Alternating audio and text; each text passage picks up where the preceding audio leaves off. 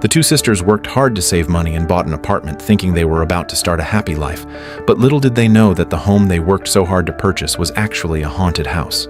Not long after moving in, Joo-hee was driven to the edge by the noise coming from upstairs, so she decided to stick sponge pads on the ceiling in hopes of reducing the disturbance. But just as she was about to finish, the irritating noise once again echoed from above. Joo-hee immediately took out her camcorder to record the sound, planning to use it as evidence when confronting the upstairs neighbor.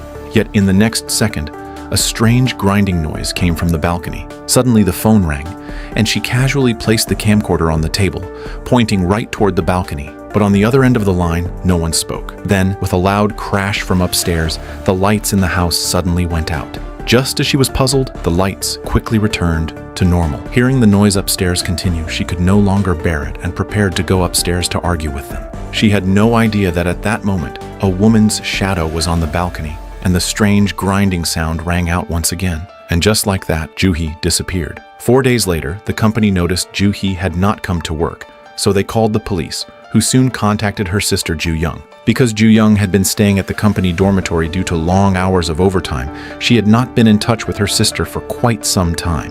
When she returned home, she found a note stuck on the door, reminding them not to make noise inside the house. Soon after, Joo-young walked into the apartment and found the living room in complete disarray, and her sister's bedroom a total mess. She was furious at the sight and immediately tried calling her sister, only to find the phone switched off. She recalled how her sister had complained about the constant noise from upstairs, but because Joo-young had hearing problems and could not hear anything without a hearing aid, she had never understood Joo-hee's breakdown. She even said that since they had already bought the apartment, they should adapt to it no matter what, which left Joo-hee speechless. Joo-young began to suspect her sister's disappearance might be related to the noise, so she went to Joo-hee's workplace to ask her closest colleague Ki-hoon about the situation. Ki-hoon said that whenever he spoke with Joo-hee on the phone, she would always ask if he could hear strange noises, but he had never heard anything at all. Later, Joo-young returned home and found her sister's phone, but it was dead and turned off. This struck her as very strange because her sister usually carried her phone everywhere she went, but now it had been left behind at home. She prepared to charge the phone to see if she could find any clues, but when she bent down to pick up the charging cable from the floor, she unexpectedly noticed a large moldy stain on the ground. Before she could react, a knock came at the door.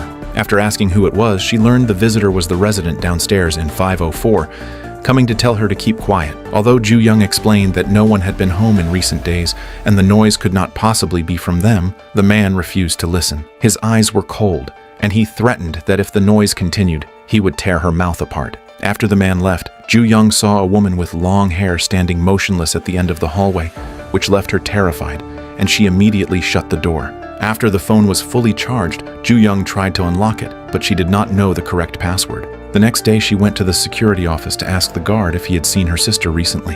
The guard said that some time ago Joo-hee had come to complain about the noise, but he had not seen her for quite a while. When Joo-young mentioned the resident in 504 saying that he was always disturbing them, the guard explained that Jung-sim, the resident of 504, had also been troubled by the noise and asked her to understand. He casually added that because the apartment was number 604, the neighbors would pay extra attention. Just as the guard was about to explain what had happened in 604 before, a woman hurried over to report a foul smell coming from the basement, asking him to check it immediately. When the guard opened the basement door, a wave of stench surged out. He explained that since 10 years ago, some inconsiderate residents had been throwing garbage there, and over time it piled up to the mess it had become. To stop the residents, the guard said he had locked the basement door, but some still threw garbage inside through the window for convenience. Cleaning it up would cost hundreds of millions of won, and since no one wanted to pay, the matter was left unresolved. A few days later, Joo-young quit her job and moved back home so she would have more time to search for her sister. That day also happened to be her birthday. Looking at the table full of kimchi, she could not help but think of her sister. Joo-hee knew Joo-young loved kimchi, so every birthday she would make plenty for her, but this year, there was no Joo-hee to share it with. At that moment, Joo-young thought of something and decided to try her birthday as the password to unlock her sister's phone. To her surprise, it worked. When she opened it, she found many recordings. She randomly clicked one, but after only 2 seconds, a loud crash rang in her ears. Because she was wearing her hearing aid, she could not tell whether the sound came from upstairs or from the phone. Later, she went back to the bedroom and continued listening. She heard her sister's voice full of complaints and realized how desperate Joo-hee had been at the time. Then she heard what seemed to be another person's voice in the recordings, though she could never make out what was being said. She felt as though the voice was right beside her, yet when she looked around there was nothing. The next moment, she thought she heard her sister's voice in her ear, frightening her so much that she threw the phone away. Not long after, the doorbell rang again. This time, Ju Young clearly heard her sister's voice outside, repeating the same sentence over and over. Feeling something was wrong, she refused to open the door and instead peered through the peephole. The figure outside had darkened pupils, clearly not Ju-hee. Then the strange grinding sound came again, mixed with piercing noise, tormenting Ju Young until she collapsed to the floor. The next second, she suddenly woke from sleep, but she still could not tell if what had just happened was a dream or reality. Soon after, Ki-hoon came to see Ju Young. During their conversation, she learned that he had actually been Ju-hee's boyfriend, and they had secretly been dating for 6 months. But he had not been able to reach her for days, so he came to ask for help. Together, they went to the local district office, where they learned from the official that months earlier, the woman who lived in apartment 604 had complained about noise and claimed to have seen ghosts. A few days later, a foul smell came from her home, and it was discovered that she had hanged herself. After hearing this, Ju Young imagined herself eating at home, but the thought that there had once been a hanging corpse in the house instantly sent chills down her spine. After that, Ki-hoon followed Ju Young back home, and this time a large note was stuck on the door, once again reminding her to keep quiet inside the house. Ju Young believed it must have been done by Jung Sim downstairs. Soon after, Ki-hoon began making missing person flyers for Ju-hee. Meanwhile, Ju Young received a call from the police asking if she had found anything new. Ju Young reported Jung Sim's threats to the police and insisted that her sister's disappearance must be related to him. But without evidence, the police could not arrest Jung Sim. From the police, she learned that there was a surveillance camera near the apartment, but after checking, they found that her sister had never left the building. Ju Young believed that since her sister's phone and wallet were still at home and she had never gone out, she must have been hidden inside Jung Sim's apartment, so she begged the police to investigate him more thoroughly. But the police could not rely only on suspicion. Without proof, they had no right to search Jung Sim's home. Not long after, the doorbell rang, and the visitor was none other than Jung Sim. Ki-hoon stepped forward to confront him, while Ju Young hid to watch secretly. When Ki-hoon opened the door, Jung Sim saw it was a man and immediately changed his expression, but still glanced inside, clearly aware that Ju Young was home. He then asked them to please stay quiet, and without another word, he turned and left. Back at the door of 504, Jung Sim took out a hidden knife, as if the pressure from the noise had driven him to the brink of madness. Soon after, Ju Young started posting her sister's missing person flyers everywhere and noticed a young boy staring at the basement window. Curious, she crouched down to check as well. The boy soon stood up and left, so Ju Young used her flashlight to take a closer look.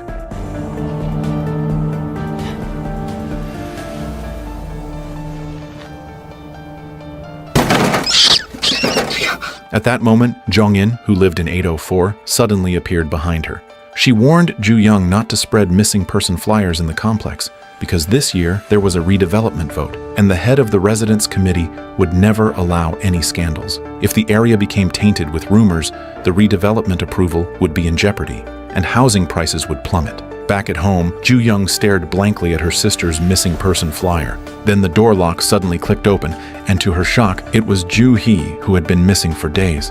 Without thinking, Ju Young ran to hug her, but her sister shoved her away and went straight into her bedroom. Ju Young rushed in to ask where she had been all this time, but when she entered, the room was empty. Just as she was confused, she heard a sound from the living room. It turned out to be another nightmare. She went to the kitchen for some water to calm herself, but accidentally saw what looked like a figure on the balcony. Terrified, she wanted to run, but Jung Sim suddenly appeared at her door, repeatedly trying to enter the code. Luckily, the shadow on the balcony had vanished, so she grabbed a kitchen knife and walked onto the balcony without hesitation. After confirming there was nothing there, she looked through the peephole and saw that Jung Sim had already left, finally letting her breathe a sigh of relief. By now, Jung Sim had been completely driven mad by the noise, searching floor by floor for the source. He soon lost patience, shouting angrily in the hallway. As he turned, he suddenly noticed someone staring at him from the upper corner of a door. At that moment, the motion sensor light switched on and he turned to look more closely. He ran while glancing back until he accidentally smashed through glass and fell to his death. The next morning, Ju Young heard police sirens and rushed downstairs, only to see that the dead man was Jung Sim. The officer she had spoken to earlier came to her side, and she immediately told him the victim was the resident of 504, asking them to search his home for her sister. But the police explained they had already searched and found nothing unusual, no trace of anyone being hidden. They suspected Ju Young was imagining things due to stress over her sister's disappearance and warned her not to accuse others without proof. At that moment, the head of the residence committee also came and told her to stop causing trouble and damaging the community's reputation, or she would regret it. She even claimed that apartment 604 seemed cursed, saying everyone who lived there ended up acting insane, and even those above and below were not normal. Ju Young did not understand what she meant, so she went to apartment 804 to find Jong-in. Just then, a little girl ran past behind her, and Jong-in explained it was her mischievous daughter. From Jong-in, she learned that the woman who once lived in 704 always accused her of making noise. To get back at her, the woman stood on a chair and banged the ceiling with a frying pan, trying to give her a taste of her own medicine. But the noise disturbed the man living in 604 at the time, and in his rage, he stormed into 704 and attacked the woman with a hammer. When he realized what he had done, he fled, but the woman did not die immediately. In her final moments, she kept pounding on the walls and floor for help, while the sound of grinding teeth kept coming from her mouth. The neighbors all dismissed it as just noise and ignored it. When her body was discovered, the residents, afraid redevelopment approval would fail, all agreed to keep silent. From that day, the man in 604 disappeared, and no one knew where he went. Ju Young then asked Jong-in, who lived in 704 now, saying strange noises came from there daily, but Jong-in told her the place had been empty ever since the woman's death. Ju Young was stunned. When she got home, she found another note stuck on her door, which shocked her even more. She had always thought it was Jung Sim from 504 who left the notes, but now that Jung Sim was dead, it meant someone else was behind them. This time, however, the paper was blank. When she tore it down, she found words carved into the door with blood, cursing her to go to hell. The next day, Ju Young once again posted her sister's missing person flyers around the complex. At the same time, the redevelopment meeting was being held, and the head of the residence committee tried to show her kindness by expressing condolences for Jung Sim. But as Ju Young walked through the crowd, she noticed one of her sister's flyers trampled underfoot, and a mix of sorrow and anger burned inside her like a lit fuse, leaving her trembling. She yanked out the microphone from the chairman and shouted that her sister had disappeared mysteriously in this complex, saying she did not care about redevelopment, she only wanted to find her sister. The chairman rushed to silence her, demanding she stop, and they quickly broke into a heated argument until the residents pulled them apart. But Ju Young still refused to give up, shouting that her sister must have been hidden somewhere in the complex. At that moment, Ki-hoon arrived, saw the scene, and pulled Ju Young away. He told her that through his investigation, he had found no record of the man from 604 ever leaving on surveillance, which meant he might still be hiding in the complex. Hearing this, Ju Young suddenly thought of the basement, because the stench was so overwhelming that no one had ever searched it. So they gathered their courage and went into the basement, splitting up to search through the piles of garbage. At this moment, Ki-hoon searched while filming with his camcorder and unexpectedly discovered a shadow in the corner. He tried hard to calm himself, then took out his phone to confirm again, and saw that the figure lying on the ground was the man from 604. When he tried to approach to check if the man was still alive, a piercing noise suddenly rang in his ears. The next second, the man's head suddenly rolled to Ki-hoon's feet. Meanwhile, Ju Young found nothing and went to meet up with Ki-hoon, but she noticed that something seemed off about him. She wanted to take a closer look, but an unbearable shrieking noise struck her ears. Then she saw Ki-hoon's body twitch suddenly, and she nervously stepped back 2 paces. The next second, Ki-hoon rushed at Ju Young and knocked her to the ground. No matter how much she called his name, there was no response. His eyes were now filled with murderous intent, as if he had been possessed. At that moment, Ju Young grabbed a stone nearby and struck Ki-hoon on the head, finally escaping with her life. She quickly climbed up the ladder, but Ki-hoon grabbed her legs from behind. At this critical moment, the head of the residence committee suddenly appeared and saved Ju Young. When she woke up, she found herself in the property office, her wounds already bandaged, and was shocked to learn that the one who saved her was the head of the residence committee. The head of the residence committee explained that she had happened to pass by the basement, saw Ju Young, and helped her, and that the police had already been called to investigate the basement. Ju Young's attitude also began to change, and she soon started talking with the head of the residence committee. She mentioned that in the entire complex so far she had only seen 2 children. One was the head's son, and the other was Jong-in's daughter from 804. But the head showed an expression of disbelief after hearing this. Realizing the truth, Ju Young was stunned because she clearly remembered seeing a little girl in Jong-in's home. At that moment, Ju Young received a call from the police. When she arrived at the basement door, she was horrified to learn that Ki-hoon was already dead. She told the police that she had once seen an iron door in the basement and suspected her sister might be trapped inside. but the police said they had already searched and found no such door. The police believed that Ju Young's trauma had driven her into a mental breakdown, and they sternly warned her not to enter the basement again. But Ju Young was unwilling to give up any chance. So she went into the basement alone. Inside, she discovered her sister's camcorder. One of the videos showed Ju-hee entering 804, where several vibration machines were set up, clearly revealing that the noise had been created by Jong-in. The video also captured some eerie and terrifying scenes, showing Jong-in using her mother's tone of voice, speaking to someone. But in the video, aside from Jong-in, no one else could be seen. 있잖아. 옛날 아랫집 아줌마처럼 엄마가 콱 죽여버리면 되니까. Hearing this, Ju-hee instantly realized how dangerous Jong-in was, but it was already too late to escape. Jong-in pushed Ju-hee to the ground and smashed a cup against her head.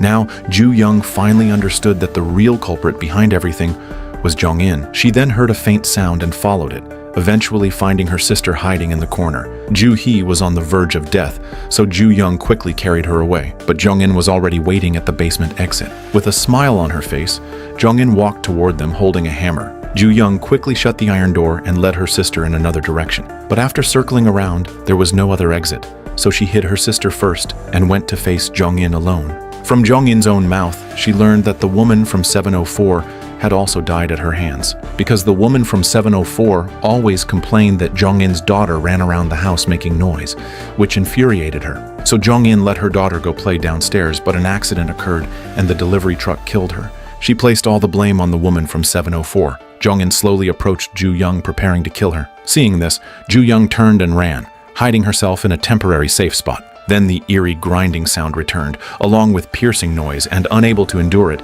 Ju Young quickly removed her hearing aid, leaving the world silent. But in the next second, Jong-in suddenly appeared in front of her. In the end, Ju Young was struck on the back by Jong-in's hammer and fell to the ground.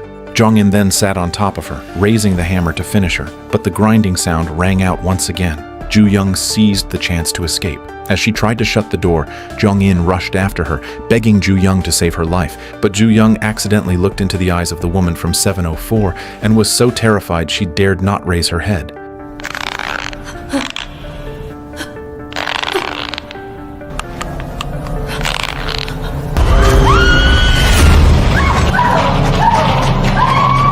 In the end, she chose not to save Jong-in and slammed the iron door shut. Just like the woman from 704, Jong-in began pounding the iron door with her hands, trying to draw attention, but it was all in vain, for the other residents would only dismiss it as noise. Finally, Ju Young left the basement with her sister. Days later, a new neighbor who had moved into 704 came with gifts to visit Ju Young. 안녕하세요. 혼자 사세요? 동생이랑요? Though a bit puzzled, the new neighbor handed her 2 gifts, and she promised that she would be careful not to make noise upstairs. And that is the full story of the 2025 Korean horror film Noise. This film is somewhat similar to 84 Jegup Miteo, as both take noise as their central theme, delivering a deep reflection on social realities and the psychological state of the people. The overall horror atmosphere was well done, though the storyline itself was somewhat chaotic. That concludes today's sharing. Thank you for watching, and see